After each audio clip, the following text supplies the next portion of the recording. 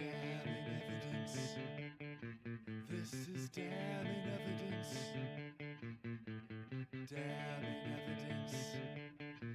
This is damning evidence. Face tilting backwards as eyes widen, as hand with pointed finger extends forward. Damning evidence. This is damning evidence. Leans as far back as possible before disappearing in a whirl in a trench coat flap, the inside of which displays some kind of summons. Grail held aloft! Held aloft the grail of watertight facts! Watertight facts in order! Damning evidence. This is damning evidence. I'll be all right. I'll be all right. It's all of them. How will they be expected to keep their minds intact at the shock of simply hearing such damning evidence?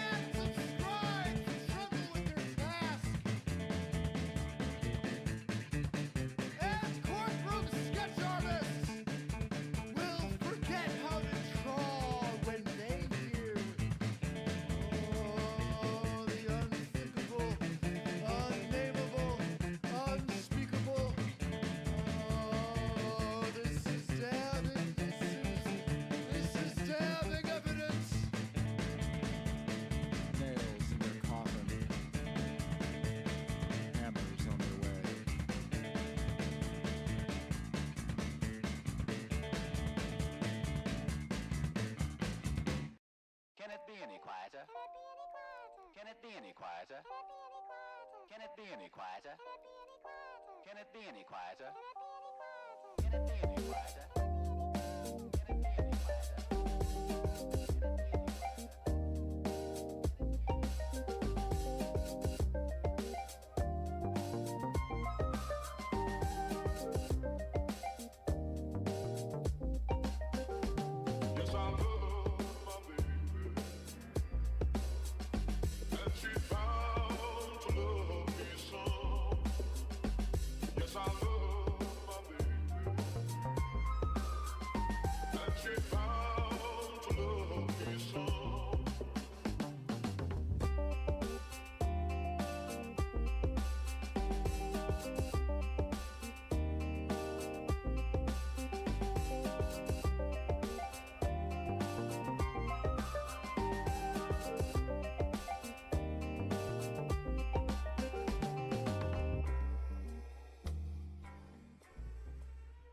Okay. Hi, everyone. Welcome to the ICA. Hi, yeah. Thanks for coming out on this dark and stormy night. I'm David Riley. I'm the curator of Test Pattern. And if you don't know, it's a performance series. This is the 9th one. And what we do is we invite artists to use the auditorium as a production studio over the course of a week. And that culminates in a performance, public performance, which is what this is, and a live stream broadcast. And I'm really excited to announce the final season, the fall season of Test Pattern. And tonight is Test Pattern 9 with Brontez Purnell and the Brontez Purnell Dance Company. And they are presenting a dance piece called Cupid and Psyche. It's a reimagining of the classical myth. And it's a duet between Brontez Purnell and his longtime collaborator, Sophia Wang, with choreography by Larry Arrington. And also, in addition, we're excited to have Tavia Nyong'o in the audience, and he will be leading a conversation in QA after the performance. And now, I'll do a few quick bios. If you don't know Brontez Purnell, he's done it all. He's a punk polymath. He's a writer, filmmaker, dancer. He recently opened a show, his first solo exhibition, Anti-Alter Ego, at Trotter and Sholer, New York City. He released a new album in July, No Jack Swing, which is also available in the lobby at the cafe. Sophia Wang is the co-founder of the Brontez Purnell Dance Company, also the founder of mycelium biotechnology company MycoWorks. And she is a dance for artists Xavier Leroy, Tino Segal, Zandra Ibarra, among others. Larry Arrington is a dance artist and also an astrologer. And Tavia, if you don't know, is an amazing performance scholar from Yale, the author of Afro-Fabulations, and also a curator, curated the Bafo Performance Festival on Fire Island this past summer, and also is a curator of programming at the Park Avenue Armory. So a few housekeeping notes. If you do have to leave during the performance, please use the second floor exit. As you probably know, we might be in the middle of a hurricane. This is live performance. It's pretty wild. There's a chance that a VC alert might go off in the middle of the performance. We'll see. We also have copies of No Jack Swing available for signing in the cafe after the performance. So the performance is going to run about 30 minutes, and we'll go directly into the panel discussion. We'll just switch a few chairs, and then we'll get going. So, all right, I think that's good. So without further ado, Cupid and Psyche.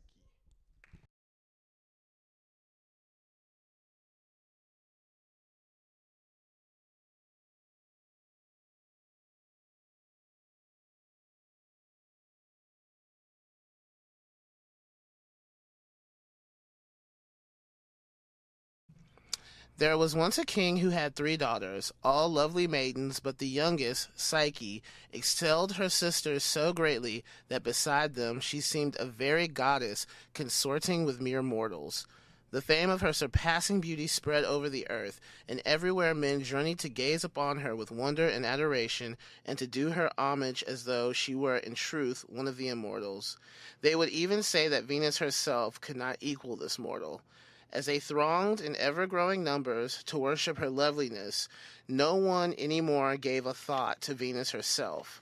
Her temples were neglected, her altars foul with cold ashes, her favorite towns deserted and falling in ruins. All the honors once hers were now given to a mere girl destined someday to die. It may well be believed that the goddess would not put up with this treatment. As always, when she was in trouble, she turned for help to her son, that beautiful winged youth whom some called Cupid and others love, against whose arrows there is no defense, neither in heaven nor on the earth. She told him her wrongs, and as always he was ready to do her bidding. "Use your power," she said, "and make the hussy fall madly in love with the vilest and most despicable creature there is in the whole world." And so no doubt he would have done, if Venus had not first shown him Psyche, never thinking in her jealous rage what such beauty might do even to the god of love himself. As he looked upon her, it was as if he had shot one of his arrows into his own heart. He said nothing to his mother, indeed he had no power to utter a word, and Venus left him with the happy confidence that he would swiftly bring about Psyche's ruin. What happened, however, was not what she had counted on. Psyche did not fall in love with a horrible wretch. She did not fall in love at all. Still, more strange, no one fell in love with her. Men were content to look and wonder and worship, and then pass on to marry someone else. Both her sisters, inexpressibly inferior to her, were splendidly married, each to a king. Psyche, the all-beautiful, sat sad and solitary, only admired, never loved. It seemed that no man wanted her. This was, of course, most disturbing to her parents. Her father finally traveled to an oracle of Apollo to ask his advice on how to get her a good husband. The god answered him, but his words were terrible. Cupid had told him the whole story and had begged for his help. Accordingly, Apollo said that Psyche, dressed in deepest mourning, must be set on the summit of a rocky hill and left alone, and that there her destined husband, a fearful winged serpent, stronger than the gods themselves, would come to her and make her his wife. The misery of all when Psyche's father brought back this lamentable news can be imagined. They dressed the maiden as though for her death and carried her to the hill with greater sorrow than if it had been her tomb. But Psyche herself kept her courage. "You should have wept for me before," she told them, "because of the beauty that has drawn down upon me the jealousy of heaven. Now go, knowing that I am glad the end has come." She is defiant. Psyche said, "Fuck this." Anyway, they went in despairing grief, leaving the lovely, helpless creature to meet her doom alone, and they shut down themselves in their palace to mourn all their days for her. On the high hilltop in the darkness, Psyche sat, waiting for she knew not what terror. There, as she wept and trembled, a soft breath of air came through the stillness to her, the gentle breathing of Zephyr, sweetest and mildest of winds. She felt it lift her up. She was floating away from the rocky hill and down until she lay upon a grassy meadow soft as a bed and fragrant with flowers. It was so peaceful there, all her trouble left her, and she slept. She woke beside a bright river, and on its bank was a mansion stately and beautiful as though built for a god, with pillars of gold and walls of silver and floors inlaid with precious stones. No sound was to be heard. The place seemed deserted, and Psyche drew near, awestruck at the sight of such splendor. As she hesitated on the threshold, voices sounded in her ear. She could see no one, but the words they spoke came clearly to her. The house was for her, they told her. She must enter without fear and bathe and refresh herself. Then a banquet table would be spread for her. "We are your servants," the voices said, "ready to do whatever you desire." The bath was the most delightful, the food the most delicious she had ever enjoyed. While she dined, sweet music breathed around her. A great choir seemed to sing to a harp, but she could only hear, not see them. Throughout the day, except for the strange companionship of the voices, she was alone, but in some inexplicable way she felt sure that with the coming of the night her husband would be with her. And so it happened. When she felt him beside her and heard his voice softly murmuring in her ear, all her fears left her. She knew without seeing him that here was no monster or shape of terror, but the lover and husband she had longed and waited for. This half-and-half companionship could not fully content her. Still, she was happy, and the time passed swiftly. One night, however, her dear, though unseen husband spoke gravely to her and warned her that danger in the shape of her two sisters was approaching. "They are coming to the hill where you disappeared to weep for you," he said, "but you must not let them see you, or you will bring great sorrow upon me and ruin to yourself." She promised him she would not, but all the next day she passed in weeping, thinking of her sisters and herself unable to comfort them. She was still in tears when her husband came, and even his caresses could not check them. At last he yielded sorrowfully to her great desire. "Do what you will," he said, "but you are seeking your own destruction." Then he warned her solemnly not to be persuaded by anyone to try to see him on pain of being separated from him forever. Psyche cried out that she would never do so. She would die 100 times over rather than live without him. "But give me this joy," she said, "to see my sisters." Sadly, he promised her that it should be so. The next morning the two came, brought down from the mountain by Zephyr. Happy and excited, Psyche was waiting for them. It was long before the three could speak to each other. Their joy was too great to be expressed except by tears and embraces. But when at last they entered the palace and the elder sisters saw its surprising treasures, when they sat at the rich banquet and heard the marvelous music, bitter envy took possession of them, and a devouring curiosity as to who was the lord of all this magnificence and their sister's husband. But Psyche kept faith. She told them only that he was a young man, away now on a hunting expedition. Then, filling their hands with gold and jewels, she had Zephyr bear them back to the hill. They went willingly enough, but their hearts were on fire with jealousy. All their own wealth and good fortune seemed to them as nothing compared with Psyche's, and their envious anger so worked in them that they came finally to plotting how to ruin her. That very night, Psyche's husband warned her once more. She would not listen when he begged her not to let them come again. She never could see him, she reminded him. Was she also to be forbidden to see all others, even her sisters so dear to her? He yielded as before, and very soon the two wicked women arrived with their plot carefully worked out. Already because of Psyche's stumbling and contradictory answers when they asked her what her husband looked like, they had become convinced that she had never set eyes on him and did not really know what he was. They did not tell her this, but they reproached her for hiding her terrible state from them, her own sisters. They had learned, they said, and knew for a fact that her husband was not a man, but the fearful serpent Apollo's oracle had declared he would be. He was kind now, no doubt, but he would certainly turn upon her some night and devour her. Psyche, aghast, felt terror flooding her heart instead of love. She had wondered so often why he would never let her see him. There must be some dreadful reason. What did she really know about him? If he was not horrible to look at, then he was cruel to forbid her ever to behold him. In extreme misery, faltering and stammering, she gave her sisters to understand that she could not deny what they said, because she had been with him only in the dark.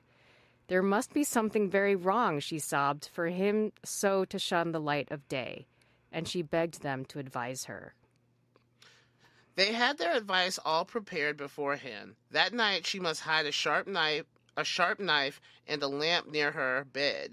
When her husband was fast asleep, she must leave the bed, light the lamp, and get the knife. She must steel herself to plunge it swiftly into the body of the frightful being the light would certainly show her. We will be near, they said, and carry you away with us when he is dead. Then they left her, torn by doubt and distracted what to do. She loved him. He was her dear husband. No, he was a horrible serpent, and she loathed him. She would kill him. She would not. She must have certainty. She did not want certainty. So all day long her thoughts fought with each other. When evening came, however, she had given the struggle up. One thing she was determined to do. She would see him. When at last he lay sleeping quietly, she summoned all her courage and lit the lamp. She tiptoed to the bed, and holding the light high above her, she gazed at what lay there. Oh, the relief and the rapture that filled her heart. No monster was revealed, but the sweetest and fairest of all creatures, at whose sight the very lamp seemed to shine brighter. In her first shame at her folly and lack of faith, Psyche fell on her knees and would have plunged the knife into her own breast if it had not fallen from her trembling hands. But those same unsteady hands that saved her betrayed her too, for as she hung over him, ravished at the sight of him, and unable to deny herself the bliss of filling her eyes with his beauty, some hot oil fell from the lamp upon his shoulder. He started awake. He saw the light and knew her faithlessness, and without a word he fled from her. She rushed out after him into the night. She could not see him, but she heard his voice speaking to her. He told her who he was and sadly bade her farewell. Love cannot live where there is no trust, he said, and flew away. The God of love, she thought. He was my husband, and I, wretch that I am, could not keep faith with him. Is he gone from me forever?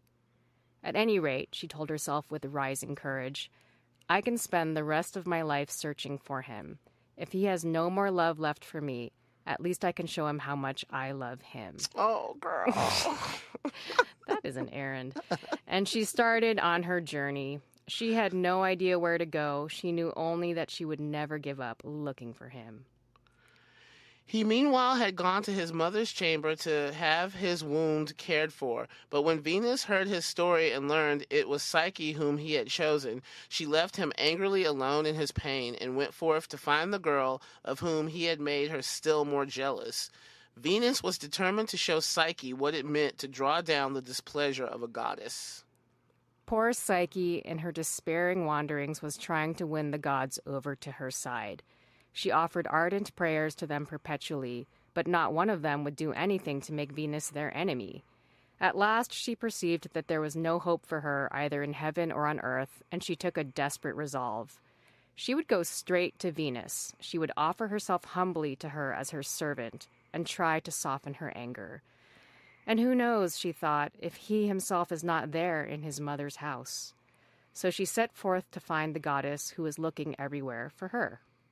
When she came into Venus's presence, the goddess laughed aloud and asked her scornfully if she was seeking a husband, since the one she had had would have nothing to do with her, because he had almost died of the burning wound she had given him. That's dramatic. Like, he's literally a god. He can't die. A little bit of lamp oil on his shoulder. He's literally immortal. He's literally He'll be fine. Like, you almost killed this immortal god with lamp oil. I mean, she's his mama. Oh, yeah. Okay, anyway. But really, said Venus, you are so plain and ill-favored a girl that you will never be able to get you a lover except by the most diligent and painful service. I will therefore show my goodwill to you by training you in such ways. With that, she took a great quantity of the smallest of the seeds, wheat and poppy and millet and so on, and mixed them all together in a heap. By nightfall, these must all be sorted, she said. See to it for your own sake. And with that, she departed. Psyche, left alone, sat still and stared at the heap. Her mind was all in a maze because of the cruelty of the command. And, indeed, it was of no use to start a task so manifestly impossible. But at this direful moment, she who had awakened no compassion in mortals or immortals was pitied by the tiniest creatures of the field, the little ants, the swift runners. They cried to each other, "Come, have mercy on this poor maid and help her diligently." At once they came, waves of them, one after another, and they labored, separating and dividing, until what had been a confused mass lay all ordered, every seed with its kind. This was what Venus found when she came back, and very angry she was to see it. "Your work is by no means over," she said. Then she gave Psyche a crust of bread and bade her sleep on the ground while she herself went off to her soft, fragrant couch. Surely, if she could keep the girl at hard labor and half starve her, too, that hateful beauty of hers would soon be lost. Until then, she must see that her son was securely guarded in his chamber where he was still suffering from his wound. Venus was pleased at the way matters were shaping. The next morning, she devised another task for Psyche, this time a dangerous one. Down there, near the river bank, she said, where the bushes grow thick, are sheep with fleeces of gold. Go fetch me some of their shining wool. When the worn girl reached the gently flowing stream, a great longing seized her to throw herself into it and end all her pain and despair. But as she was bending over the water, she heard a little voice from near her feet, and looking down, saw that it came from a green reed. She must not drown herself, it said. Things were not as bad as that. The sheep were indeed very fierce, but if Psyche would wait until they came out of the bushes toward evening to rest beside the river, she could go into the thicket and find plenty of the golden wool hanging on the sharp briars. I just wanted to say that sheep are not fierce. It's like definitional. They're not fierce. I mean, but if you're like a maiden... Like, this is like a princess. She's never actually had to work. Yeah. Like, it's like, I feel like it's daunting. Yeah, you just herd them around. They're soft. So if someone was like, okay, Sophia, go herd some sheep wool. Yeah. Do not. Whatever. So spoke the kind and gentle reed, and Psyche, following the directions, was able to carry back to her cruel mistress a quantity of the shining fleece. Venus received it with an evil smile. "Someone helped you," she said sharply. "Never did you do this by yourself. However, I will give you an opportunity to prove that you really have the stout heart and the singular prudence you make such a show of. Do you see that black water which falls from the hill yonder? It is the source of the terrible river which is called Hateful, the river Styx. You are to fill this flask from it."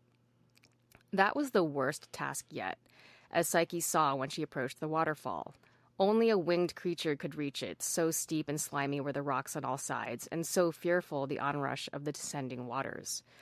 But by this time it must be evident to all the readers of this story, and listeners, as perhaps deep in her heart it had become evident to Psyche herself, that although each of her trials seemed impossibly hard, an excellent way out would always be provided for her. This time her savior was an eagle who poised on his great wings beside her, seized the flask from her with his beak, and brought it back to her full of the black water. But Venus kept on. One cannot but accuse her of some stupidity.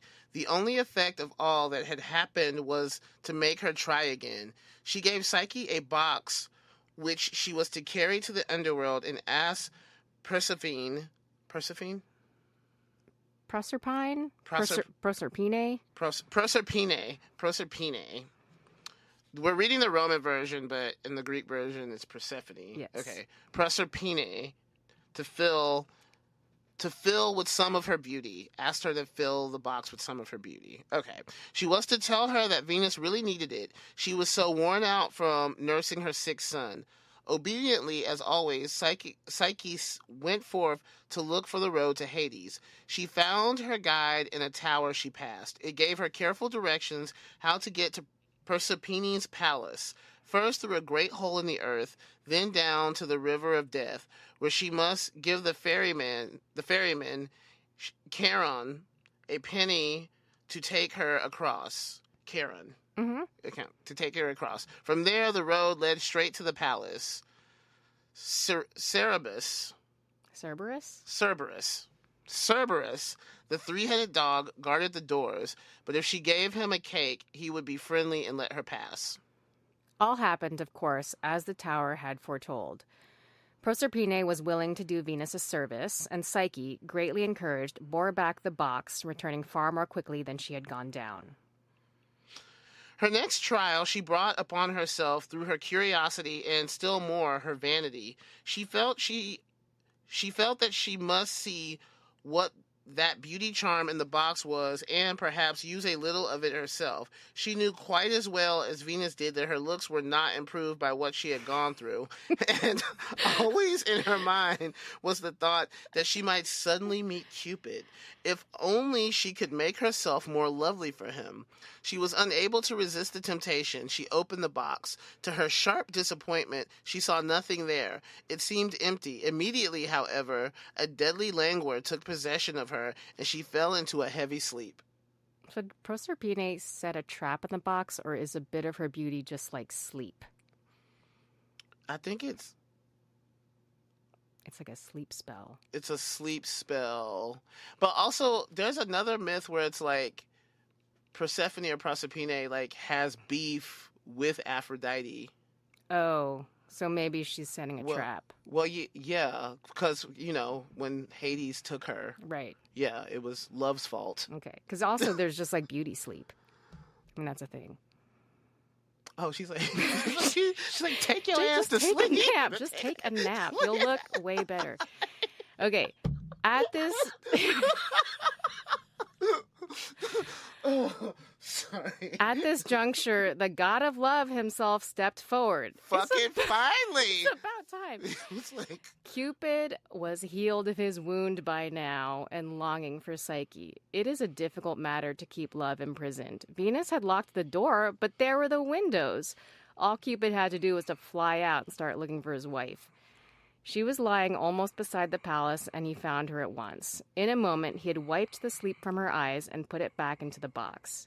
Then, waking her with just a prick from one of the arrows, and scolding her a little for her curiosity, he bade her take Proserpine's box to his mother, and he assured her that all thereafter would be well. While the joyful Psyche hastened on her errand, the god flew up to Olympus. He wanted to make certain that Venus would give them no more trouble, so he went straight to Jupiter himself. The father of gods and men consented at once to all that Cupid asked. Even though, he said, you have done me great harm in the past, seriously injured my good name and my dignity by making me change myself into a bull and a swan and so on. However, I cannot refuse it. It was your fault, Cupid, that I forced myself on these maidens. as a swan and a bull. I couldn't help myself. This is headless. Okay. Then he called a full assembly of the gods and announced to all, including Venus, that Cupid and Psyche were formally married and that he proposed to bestow immortality upon the bride. Mercury brought Psyche into the palace of the gods, and Jupiter himself gave her the ambrosia to taste, which made her immortal. This, of course, completely changed the situation. Venus could not object to a goddess for her daughter-in-law. The alliance had become eminently suitable. No doubt she reflected also that Psyche, living up in heaven with a husband and children to care for, could not be much on the earth to turn men's heads and interfere with her own worship. So all came to a most happy end. Love and the soul, for that is what Psyche means, had sought and after sore trials found each other, and that union could never be broken.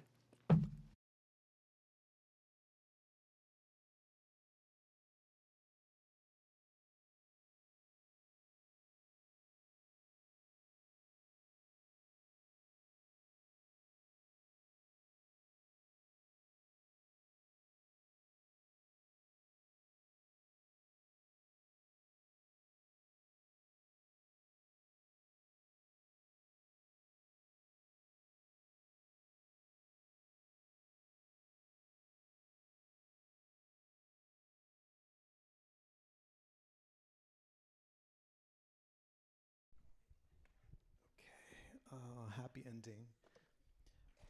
Just give us a few minutes to put some chairs in, and then we will have a conversation.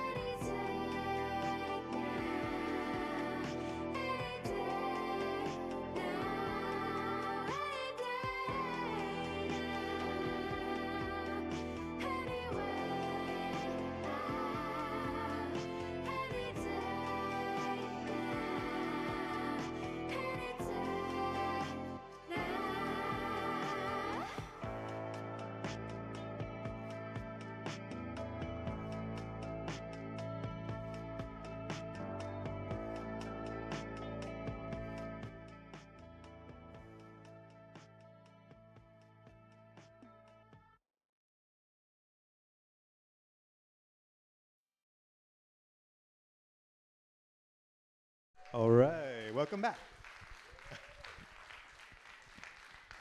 So there's mics on all your chairs. You can just turn them on. Thank you so much for the performance, and also going directly into a conversation is not the easiest thing. So thank you. And I also want to thank the tech team behind this all, because there's a lot of people who are behind this.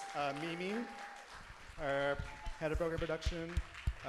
We have Vanna, Peyton, Andre, the AV squad, Patrick Zern on lights, Meta and Will. We have Rayan, Emerson, and the rest of the house team. But without any holding it up, I'll turn it over to Tavia. Thank you so much for being here. Thank you. Wow, okay. Doesn't this actually feel like a Dick Cavett set or something? Like It does kind of feel like we're on a talk show, yeah.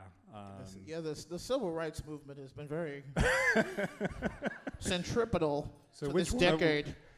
Which one of us is Dick Cavett? Which one of us is James Baldwin? I'm more Richard Pryor than James Baldwin, honestly. So I Love this piece, Brontez, Sophia, and I have so many questions about it. But my first question, I'm sure the audience is dying to know, what are your star signs? Libra sun. Oh, we'd have to all, okay. Gemini rising, Aries moon. Okay, so check this shit out. I'm a Cancer, and we all know the tagline of Cancer, if you hurt me, I will hurt myself. But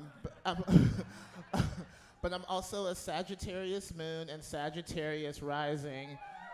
But also, like George Michael, I share a conjunction in Gemini with both Mercury and Venus. There's a lot of star energy on this stage right now. So that actually makes me want to go right into the next question. Specifically, if you hurt me, I will hurt myself. How did you find this story originally, Cupid and Psyche? Tell us about your first encounter with this tale. I read this when I was 10 years old, because I think I got a set of encyclopedias when I was about 5 or 6, these children's encyclopedias, and they had all the Greek gods in it. And I was just like always, my mom was kind of like that, obsessed with like, there was always Aesop fables, like Grimm stories, but then the Greek mythology was like where I was like really into it. And so it was that Edith Hamilton book, Mythology. And I read this story, I would get it from the library like every other week. But this is the story that I thought was like so crazy, because I was like, oh, like she has to meet him in the dark.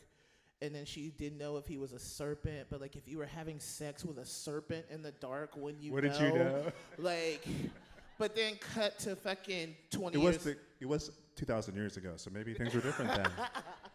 Or it's like the serpent, like a phallic symbol thing. Well, it's a metaphor. It's like you don't know. You have to have faith. You don't know. You don't know who a person is. If I was having sex with a giant snake in the dark, I would totally know. And then cut to 20 years later, I worked at a bathhouse and like was cruising in parks, and I only fucked men in the dark. You know what I mean? Like, so it like left this really crazy lasting impression, dick print. Sophia, how did you first encounter this story? Well, I've also had a lifelong love of the Greek myths, and I actually learned classical Greek so that I could read the epics in Greek. Wow. So I studied epics for my PhD. She was an experimental poetry PhD at Berkeley, by the way. Also, that's what you don't tell people. Yeah, I loved epics, so I learned Old English and classical Greek, so I could read a bunch of them. But this version I actually encountered through Brontez, because a year ago, we read it for a podcast. Called Nerd Club. Nerd Club, yes, on Lower Grand Radio in Oakland. And that's what you were listening to, the sound score. So that was my first. Tell us more about that experience, because it's so striking to kind of go into like story time mode during the dance performance. And the on the one hand, there's like a duet that's happening between the two of you on stage, which is so filled with your relationship as friends for decades. And then in the retelling of the story, you're also cracking up, making jokes, making commentary. What was that like? I hear after you read the story on the podcast, you had like a conversation about it. What did you talk about? We just commented on weird things in the story, like what you were just talking about, the snake, and I really noticed how all the servants in Cupid's castle were invisible. It's like the invisible labor making your amazing mansion possible. We just riffed. Her name is Psyche, and she's in a house talking to herself all day. And if she had not defied him, she would have just been like, some slut making love in the dark for all eternity. But then she became a goddess, still stuck in a house for all eternity. Psyche was fucked. Are you suggesting there's like a dark undercurrent to the story of Psyche? No, it's just like the same old shit. And essentially what astrology teaches us is like everything's fucked forever. And so I kind of related to that. Or But- like you make your own fate. Well, yeah, like that she, too. She really chose that. She's like, I'm gonna chase this down. She's like, I could have been single, or I Right. could make love to a conceptual serpent for eternity. Yeah, it raises, like, I was like hearing the story and thinking about all the different sort of myths and fables that, you know, in some ways perhaps are even derived from it. I think of like Beauty and the Beast or Cinderella. Is there a moral to this story? Like, do you think there's a moral to it? And is your performance offering a different lesson than that moral? That's a big question. I don't think the Greek myths ever have any actual moral except like pettiness and jealousy fuels everything around us. People are fucking children. I love the Greek myths because they are really get at the core of how fucking horrible human beings are. It's like a telenovela. If you read all of them, like it's just like plot twist after plot twist, and at the end there's no clear victor, you know. But I think it's closer to actually what maybe life is like. Yeah, I mean, they try to insert a little takeaway, right? There's like, without trust, there's no love. But if you look at the circumstances around it, it's pretty not a great setup for trusting someone. So it's like, what are the conditions for creating trust? They were not offered. Yeah. The Greek gods are Greek and Roman gods, I guess, Greco-Roman gods are pretty notoriously beyond good or evil, right? Like they don't really correspond in their behavior to, I mean, Venus and Cupid are, Are horrible. Are very horrible people in this story. No, like at the end where Zeus is like, you made me assault all these women, Cupid. And then it's just like, sorry, Dad. Like, and they're just amplifications of humans, right? It's Yeah. just they're mirrors for us. And so we're like watching them play out the worst versions of humanity so that we can try to do better. No, it's pretty, I mean, it's lit. So I guess my question then is still like when you revisited this, that you retelling of the story that you had done as a podcast and created a dance piece with Kyle as the choreographer, right? Larry. Larry. Larry. I was like, and I was gonna let that slide too. I was like, wait, Kyle. Kyle. Larry. Where is Larry? Are you here? I think Where's Larry? Larry's watching the live who stream. read my astrology just before this. What changed? What changed about the story Well, okay, for so you? Because what you tell is a very you're not, one of you is in Cupid, the other is Psyche. You know, like you totally tell a different story in movement than the story that you're reading. no, I like total totality. I like that we are psychic. Yeah. Oh wow. Psyche, Cupid, Venus, Zeus, the palace, everything. It kind of like is holding it all at once. Also, we're notorious switch hitters, so there's that. We like doing all the roles. I get to rest this way. And, you know, it is a love story, and we have a love story. Mm-hmm. And so that just comes through in all of our projects, I think. And, you know, And there's- even yeah. they kind of, and I feel like Psyche and Cupid kind of switch roles too in it. They both inhabit both the lover and the beloved. And the you know. pursuer. And, Yeah, totally. And then, Venus who has to destroy everybody.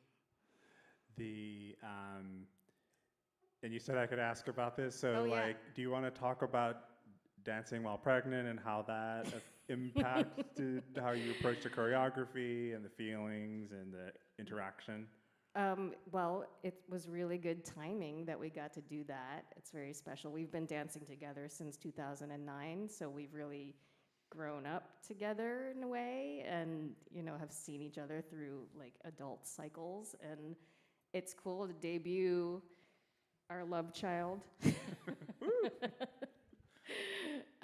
Yeah, it's very interesting as a dancer to train when your body is changing that quickly because your center of gravity is also changing. So you have to be a lot more attentive to the changes. But yeah, I thought it was an amazing opportunity, and I really appreciated the chance. And I feel like I've had this sympathy belly ever since we've met. So Yeah, we were saying now I've been anticipating this child for decades. we just like, I grew curves like Brontez, so now Yes. we're a little more similarly shaped. We was fucking killing that cat suit. Originally it was supposed to be like those white cover or those white painter overalls, and I was like, no. I'm glad that you went with the cat suits because when I was doing a little. Yeah, why are you glad? What?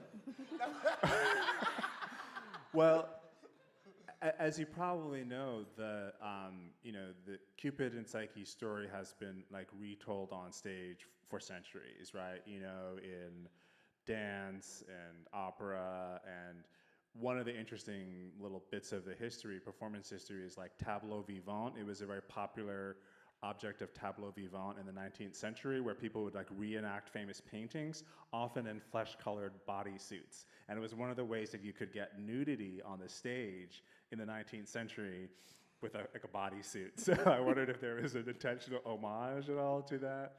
I think this is the first dance piece where I have been clothed ever.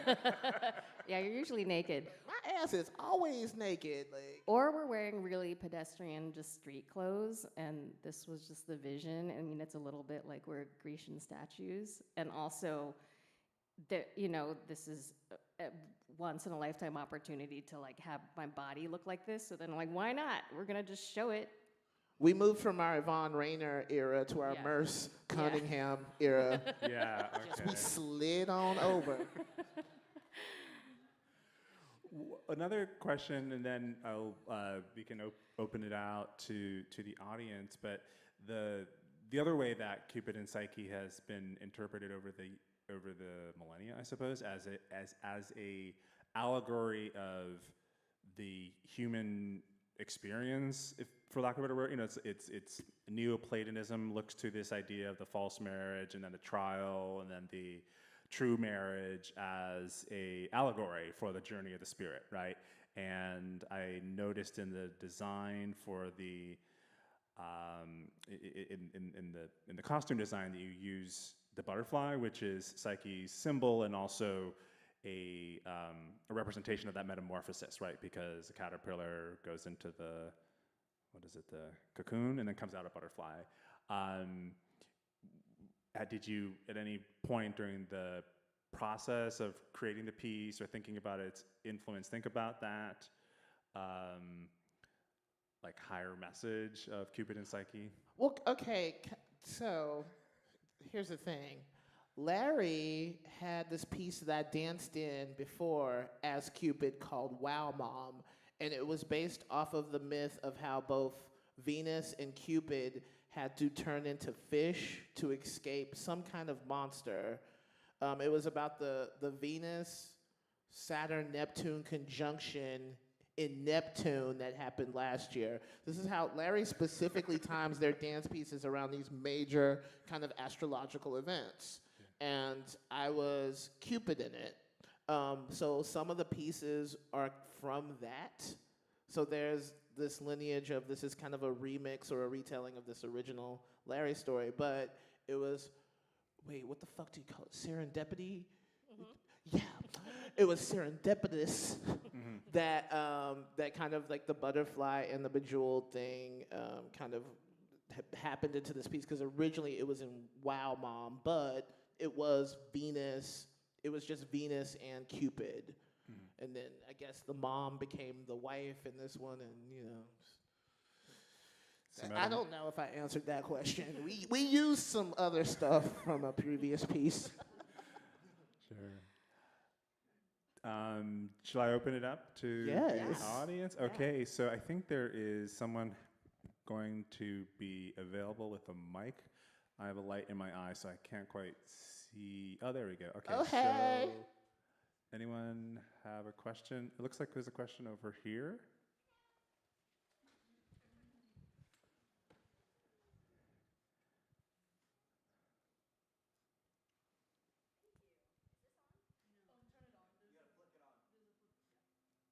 Heck yeah.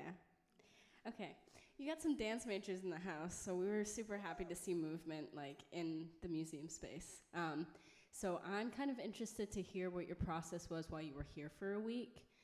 Did you already come in with some ideas of wanting this to be like a dance duet, or did it kind of form that way this week?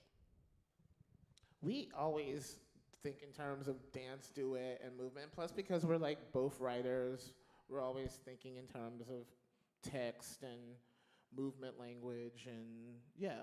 But also too, I mean, the movement came together pretty fast, but also like when you've been dancing with someone for over a decade, there's already this built-in language that kind of already happens. So I feel like we set kind of these very loose plot points and we go and fill them in with a lot of talking. Sometimes it's way more talking than actual dance. So, but dance is language. Yeah, after all the years, there's shared language, so there's certain moves that I know and recognize. They're like, oh yeah, let's do that kind of thing. And, you know, we block it out. We're like, oh, structurally we have a sense of like how the piece wants to arc. And, you know, you might think in terms of like sections, and then you just sort of play. Is there another question? While the mic's traveling, I wonder if, Brontez, you want to say something about if the last piece you did, I think, was Invisible Trial? Invisible Trial, yeah. How this, I don't want to call it evolution, but how, what different choices you were making or thinking about as a choreographer from that piece, which was quite different, and some could say. Oh yeah. Last year I did this solo dance piece, performance piece called Invisible Trial, and it was based off the Sylvia Plath, her only science fiction story, Johnny Panic in the Bible of Dreams. And that was kind of, that one's just different. Mostly it's like how much like, I feel like there's this kind of language in San Francisco where in any dance piece you have to have the 5 elements: film, text, movement,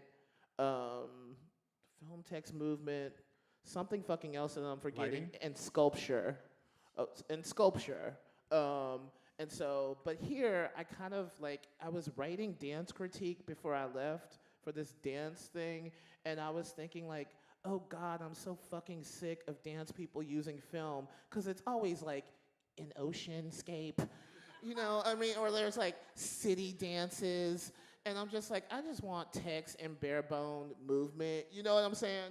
And I'm always thinking too, let me just go on this diatribe or whatever. Go on. Dance relies so much on film these days because I think we're doing a different thing with it. What I hated about being a TV writer is that when you write about someone being shot, it's to move a plot along. As dancers, I think we use film to get inside the body of someone who is shot and express the kind of abstractness of that. But no one ever really goes deep enough with that. So it really just ends up people dancing in a mall or like the sound of birds chirping. And so I was like, and plus also I fucking hate podcasts, honestly. So I kind of wanted to remix that into it, but I just wanted kind of like a bare bone movement piece with just text, just to get back to basics. Great. Damn, Okay. I'm sorry. No, that's great. I think it's a lot, y'all. I'm like, was there another question that made it? Yeah, perfect. Go Hello. ahead. I love the moments of like giggles or trying to figuring out like the pronunciation and also like stutter that happens and during reading out loud of the mythology. But I was curious, when you are interpreting that into choreography, what were the choices that were made, or what were you both thinking? Yeah.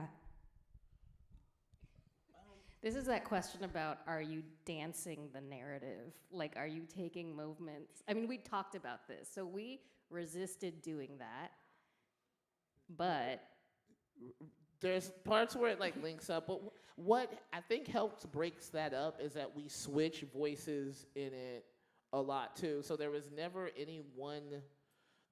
actually a true anchor to even actually do that.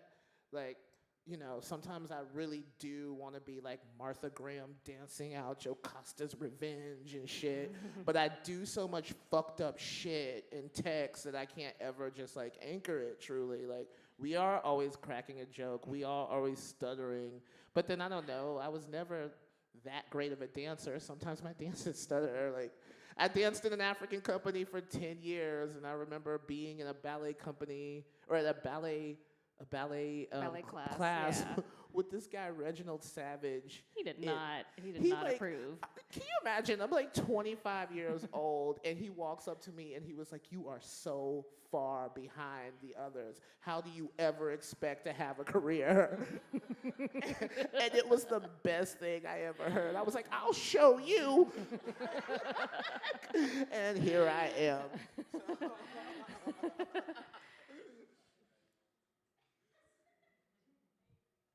Yeah. Okay. I see a hand here. I'm not directing the mic. Whoever had the hand up first, I guess, can grab it. Yeah. Hi. I can't come to one of these things without asking a question. And I followed you on social media for so many years. It's really Oh shit. parasocial relationship come to life. Also a graduate of Cal State. I know you went to East Bay. And I think you were an older student, so I was inspired by you because I did it in my 30s too. So my question is, what was it like being a student later in life? And were you at all studying? Like, what did you study when you were at Cal State? Okay, so it's crazy because I went to Cal State East Bay, and then I went to UC Berkeley. I essentially got a dance degree from what was an engineering school and an art degree from what was an engineering school. But I actually think I had a way better art education, right? Because also, like, I wasn't just like a later student. I was actually doing the goddamn thing. I was touring and dancing with Gravy Train. I was making records. You know, sometimes I didn't show up to class for 2 weeks, you know, but the teachers would be like, "Oh yeah, you're actually doing a show. You're actually," like, I was actually like a working artist. And it was so, how do I say it? I was closer to what the teachers, like, thought that degree or that department should be. A lot of those kids that go into dance, like, I went into dance to be like a filmmaker and a storyteller. Most of those kids want to like go dance in like Beyonce videos or go be on Drag Race. And the fact that like what I actually do seemed like, you know, something so crazy and undecipherable to them. But I don't know, there was something about, I was studied under Nina Haft and Eric Coopers, these two queer dancers who like ran companies in the 80s, and they loved me. I feel like I had like one of the best dance educations like ever because of it.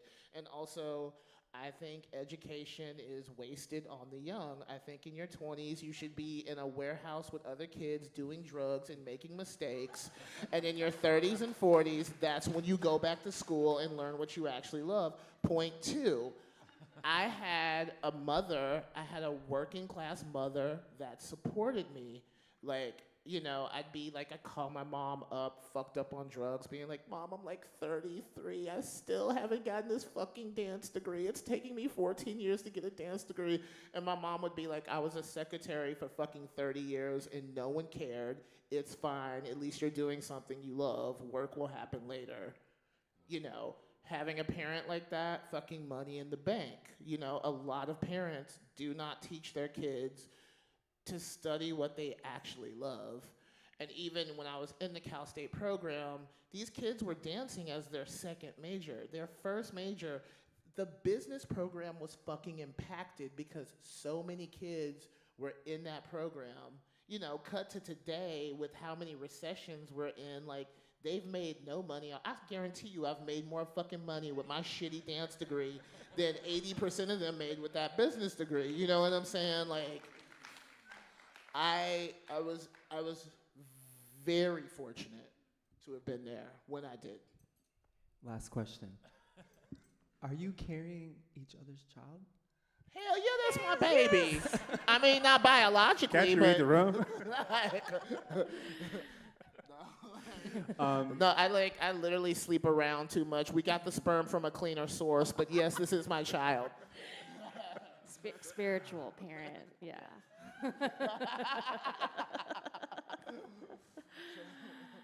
I don't know how we're doing on time. If there's another question out there, I did want to ask. Raise your hand up high if you do. If maybe this is a question for Larry, but what is the other than the child that we are expecting, the astrological occasion for this performance? I know Mercury is just leaving retrograde or has left retrograde. Is that Mercury? But like, isn't something always in retrograde? I do believe it is always in retrograde. Yeah, but like it's got to be more than that, right? There's something happening. The point. Okay, I say this as someone who's lived in California for 21 years, so I know astrology. The point of astrology is to teach us is that everything is incurably fucked always, and you will never be able to do anything about it except go wee. Well, there always is something to blame. Yes, always. But if you want to know, the only thing I ever thought of is when we're doing what we call the comfort score, where we're tracing the bodies. I was envisioning a 3D plane where we are constellations and our energy is radiating out into the cosmos forever. That's quite Y'all should beautiful. try that when you're walking down the street. I learned that in a Halpern class. Do you want to just describe it one more time? That's a beautiful image. Okay, like, so you know how you're always just like walking down the street, and we really don't think of ourselves as like a 3D thing moving through the infinite, but like really just like be like, feel your fucking center drop through the motherfucking earth and like down. Or, is there even up and down in space? Not really, huh? Yeah. But anyway, you're just radiating the fuck out forever. Feel everyone on the earth. Like, just think about it and be like, yeah, I'm important.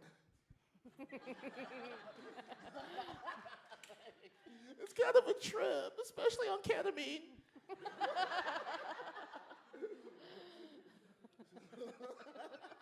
Well, I think, unless there's anything else, going once, going twice, if you please join me and... we do have a coin. Yeah. All right. One more question, yes. All right, so I just thought it was funny when you brought up how, you were so attracted to Greek myth when you were a child, and I feel like it's a running joke that, we love Greek myth. And so I guess I just am Wait, curious. by we, do you mean? Like, we mean, yeah. The queers love How Greek dare myth. you assume? How That's dare like you assume anything about my orientation? I've read your work. There's no assumption here. But yeah, I guess I'm curious. You saw me in that cat suit, and you were like, clearly he takes dick. Like, there is no way. No, I'm curious for you, what your take is on that sort of attraction for queer people with like Greek mythology. It's escapism. It's like you grow up in the 80s, your parents are fucking yelling at you. Like, it's the same reason why I fucking love the X-Men, right? It's just like, if I could just imagine shooting thunderbolts out of my hands, I wouldn't have to fucking deal with my fucking parents so mad that I'm gay. Like, really, my father, all he wanted me to do was like pussy and shut the fuck up, and I failed on both accounts, right? But instead of shooting thunderbolts out of my hand, I just shoot daggers out of my mouth. That became the power. And so just, escape it. But here's the thing, though. I feel like the era of gay men who thinking Greek myths is, like, over. Like, everyone just wants to be on Drag Race now. And I'm just like, what happened when we were supposed to all be Zeus and Aphrodite? But, I mean, we probably left that in Germany in the 20s. And so here we are mimicking Ariana Grande on a stage. But I'm still a god.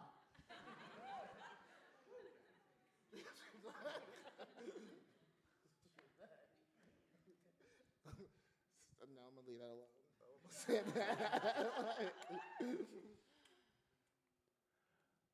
All So, on that note, we'll be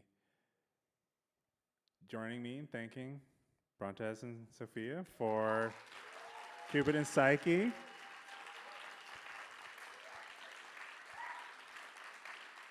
Thanks to our hosts.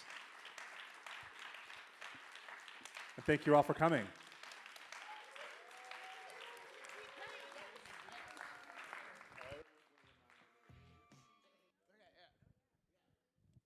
Also a reminder that we do have albums out in the lobby, so if you're interested in buying some, Brontez will be around.